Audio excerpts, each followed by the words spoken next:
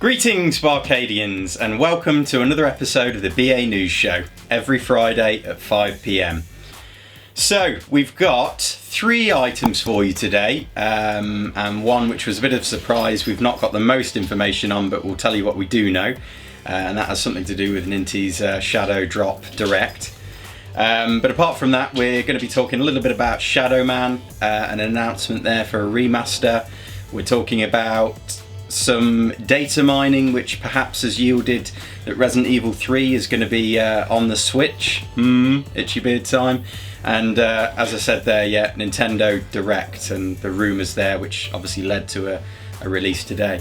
But before we dive into those topics, Rich, what have you been doing this week? What games have you been playing, my friend?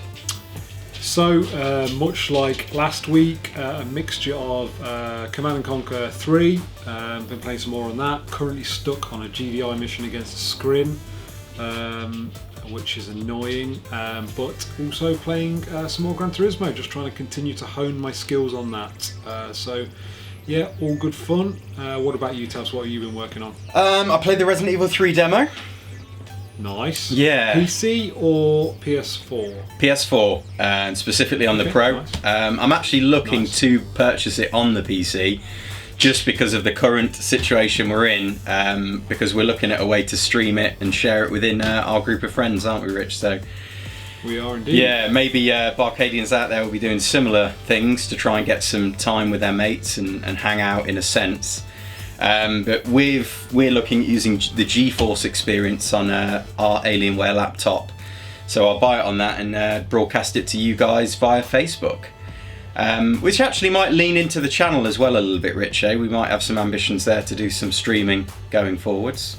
Yeah, we were talking this week that we might try and maybe stream some gameplay of various games, maybe me playing Command & Conquer, poorly I'm sure, or maybe trying to play some Gran Turismo, but there's a little bit of investment needed to stream PlayStation 4, so that might come down the line, so definitely watch out for that if you are interested. So yeah, that's mostly me, Resident Evil 3 demo, building up to the release. We're hopefully going to get a video out on it before the release, so stay tuned on that one, BArcadians. Hopefully Monday, fingers crossed. Yes. Apart from that though, Rich, should we move on to the first topic? Go for it, brother. So yes, Shadowman. I don't know if many BArcadians are aware of what Shadowman is, but it's it was originally a comic book, which was. I'd like to say I don't. No, you one of the people. Yeah, I'll put my hand up for that. Out one. of the know. Well, I first played it. I bought it, or at least I think my parents bought it at the time for me on the N64, and it was a bit of a cult classic. So yeah, I don't know quite how I'd describe Shadowman, but like a third-person action-adventure game. I really enjoyed it. It was a bit hard, a bit macabre for me at the time. I was fairly young, but yeah, I'm looking forward to this remaster. So what are the details on it? Well, apparently Valiant Entertainment have announced this, and they're going to be partnering with Night Dive Studios on the project. It's to be released for the Nintendo Switch, PlayStation and Xbox, so presumably PlayStation 4 and Xbox One and X. And it's using something they're calling the KEX engine, which was also used to remaster System Shock and Turok, which I understand Valiant also own the property for. And yeah, so essentially we're going to see a remaster. Quite what that looks like, I'm not entirely sure. Hopefully updated graphics, maybe a little bit of extra content and streamlining, and it's not just, you know, some slightly rebuffed textures. But yeah, I mean, Rich, what are your thoughts, being someone who doesn't really know much about the series? And I'm just reading as well that they're looking like they're going to bring a comic book series out just prior to the release of this, again to sort of coincide with it.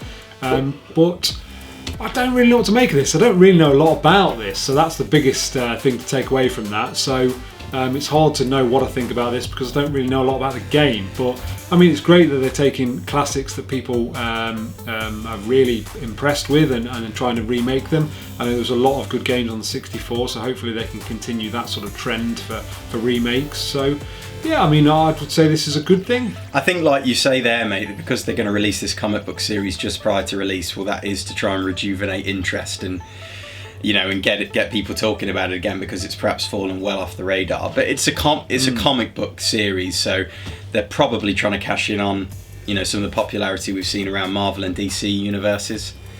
Absolutely, which has been massive, hasn't it? So this is it. You know, you could argue that this game, if it plugs into people who know the original and then people that are interested in comic books and superhero type things, then this could be a very big game. This is if it. done well. So fingers crossed. I'm looking forward to it as a fan. Let us know what you think, BArcadians. And Rich, move us on, my friend. So, Resident Evil 3 Switch Edition? You heard it right. So, what is this all about? So, the Resident Evil 3 demo released recently on PC and PS4 and Xbox, I believe. Was it just PlayStation and PC tabs? No, I think there was an Xbox. Actually, I'm not entirely sure. BArcadians, let us know in the comments. Yeah, I don't know on that one. I suddenly thought I'm not sure on that one. Anyway, so a modder has basically gone data mining in all of the data, and I'm assuming this is on the PC version of the game. I would guess so. And they have found some very interesting lines of code in there. So this comes from a modder going by the moniker Fluffy Quack, which is hilarious on its own. But they've unearthed these files in the data here that says, and I quote, "This game has an autosave feature. Please do not turn off your Nintendo Switch." Interesting. Very, very interesting. Now, why would that be there if there wasn't a Switch edition coming? I don't know. I think it also has reference to the Nintendo eShop, so something else that's, you know, signifying that this game is likely to get a release if this information is thought to be true on the Switch. But my biggest concern here is, how would that work? You know, the Switch we know is less powerful, certainly than the PlayStation, certainly than most PCs that people run on it. But I think, Tabs, you've seen a YouTube video of it running on a low-end PC with all the graphics turned down low, and it looks all right, I believe. Yeah, not too bad at all. I'm just going to load this up actually in the background so I can tell you if you want to go and view it. But it is the gaming area who's actually dropped this video, and it's Resident Evil 3 Remake on the PC on a 4GB RAM low-end laptop. So that's essentially the gist of it, and it looks pixelated and a bit PlayStation-like, but it's certainly running. And then there's some suggestion that, is this going to be much like the Resi that we've seen on the PlayStation and the PC, where you're downloading the game just like you would a normal game?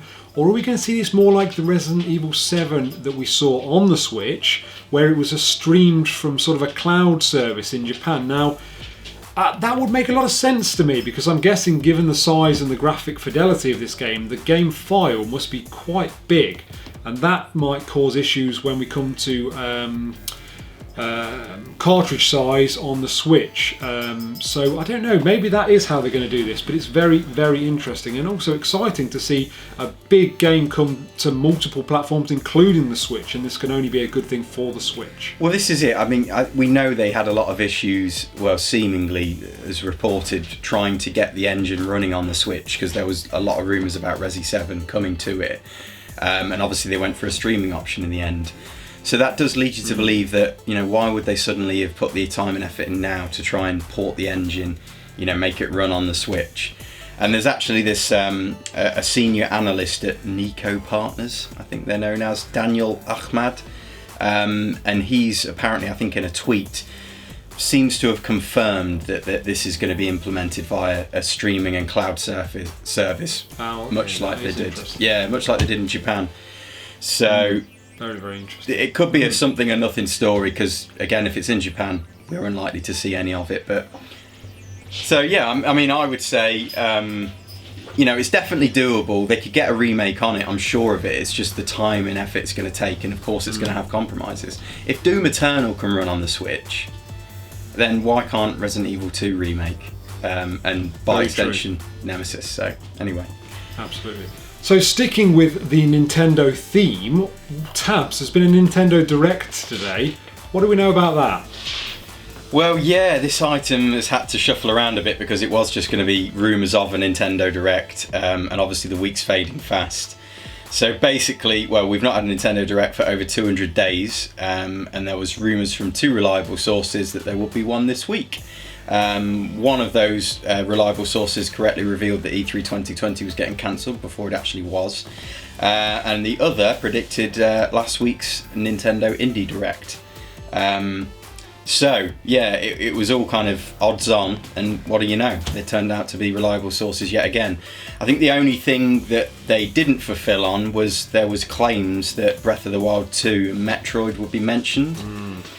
And we've had a very quick whistle-stop tour through the video, at least I did while I was at work today, and certainly I can't see any sign of it, unless there's some sort of meta hidden in the background reveal that we're yet to dig into. But yeah, I mean, a few things to take away. When I first looked through it, the only thing that really tickled my fancy was Bravely Default 2. And I understand there's a demo being released sometime soon for that. But thankfully one of our friends, Bob, gave us a little bit more of detail as he'd looked through it in more detail, and he'd picked up on the BioShock collection in addition to Borderlands being announced. We also got, I think, Burnout Paradise. There's some sort of perhaps a remaster or just a port coming out at some point for that. Star Wars Racer, Episode 1 Racer, which I loved back in the day. I think I played that on the N64. Can you remember anything else, Rich, that I might not be mentioning? There was a good chunk of the start of it. I think this was roughly 28 minutes, and they called it a Nintendo Direct Mini. I thought was interesting, which just sort of suggested this was a halfway house between, full-on Nintendo Direct. So I wonder whether that was a hint that there's more to come down the line, but we'll see on that. But the big thing I saw at the start was, is it Xenoblade Chronicles? Well, this is it. That's the only one that can really be, attributed to Nintendo as a first-party game. It's made by excuse me. It's made by Monolith. Is it Monolith Studios? Who kind of work pretty much exclusively for Nintendo, I think. So they were definitely shy on the Nintendo software. Apart from that, there was, I think, some sort of free content coming for Animal Crossing. So we need to see something from Nintendo. Surely we're going to see something from Breath of the Wild 2 or Metroid later in the year. You'd hope and pray so. Yeah, I mean, I definitely, as E3's not going on now, we can definitely, I think, pretty much guarantee that there'll be some content for that around E3 to try and drum up some stuff. I mean, it's interesting. I mean, we said a few weeks ago, I think maybe even on this show a few weeks ago, that we thought the BioShock collection was coming. It was rumoured, so it's cool to have that sort of confirmed in now. Cool that there's a new Burnout coming. We've not seen a Burnout game for a while, I don't think, on any platform, certainly that I'm aware of, so that's cool.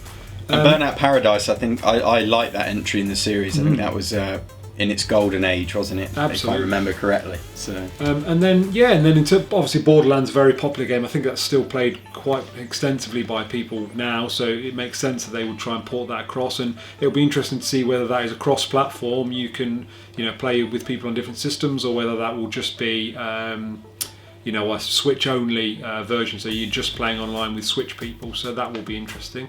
So yeah, I mean, there's some cool stuff in there. Like you say, not a lot of first-party stuff in there, which is a shame, really, because that's really what we're dying out for. There's not, Animal Crossing's been the big takeaway so far this year, and actually, there's not a lot else on the radar. And obviously, the elephant in the room that is at every single Nintendo Direct, that there was no Pikmin announcement. Yeah, well, I didn't even say anything about it this time, Rich, just to try and tempt you or tickle your fancy, because at this point it's just cruel. I mean, at this point I may have to get a studio to make the game for me. That's my only hope of getting it, I believe. Oh, bless you, mate. I'll picture you putting some kind of storyboards together of the next Pikmin game on a cork board feverishly in your YouTube studio. I'll get my pitch together. Mate, one day it's going to happen. I am very confident, just not today or the last, 20 Nintendo Directs. Well, we can but hope for better things moving forwards. A positive way to frame the ending, though, BArcadians, in the Direct there was a couple of smaller announcements that are actually available now. The games were literally showed. One in particular was like a diving, 2D scrolling adventure puzzle diving game. Cool. Which again our friend Bob looked, he was very enamoured by. So, you know, given the situation we're in and probably a bit of a need for entertainment and for something to look forward to, be excited about, go and check those out, see if there's anything there that might just interest you. And just to close out this video with a little add-on, I have read in the last couple of days of some significant movement on the potential for a new basically an announcement of Grand Theft Auto 6. Now this came from two leakers, one was on Reddit and one was on 4chan. Both have unfortunately now been deleted.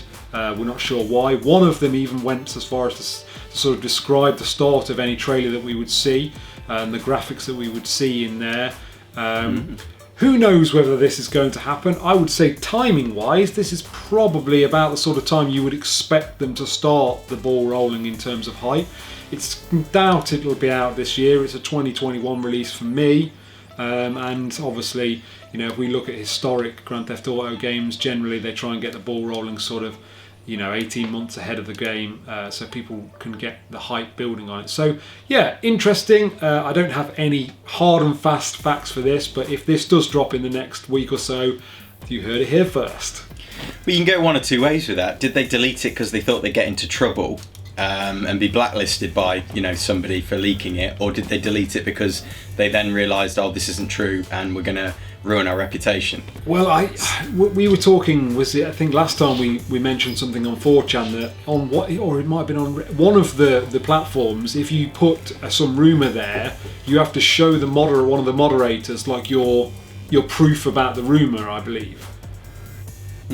Or it's taken down. I thought we discussed something along them lines. It might be on 4chan that unless you can show the moderators that you're not literally just making this up, then it gets removed. So I did think, well, possibly it had been removed for that reason. But that doesn't explain why the Reddit one was removed. So I don't know. Watch this space. I'm hoping, because I'd like to see some buzz in the games industry. You know, we're in unprecedented times in the world at the moment, and it would be nice to have some positive things to look forward to. So, and Rockstar rock to their own groove, don't they? So absolutely. You know. Well, I think that's probably all we've got time for this week, Rich. So stay tuned, BArcadians. Tune in next week, Friday at 5 p.m. We're doing our best to stay on track with the content and the drops for the BA News Show. We thank you so much for your support. If you've been here since the start of the channel and anybody new, please subscribe. Please drop us a like. It really does help to expose us in the algorithm on YouTube and grow and support the channel ultimately. So yeah, I think that's probably about it, Rich. Another one for the archives. Stamped and completed.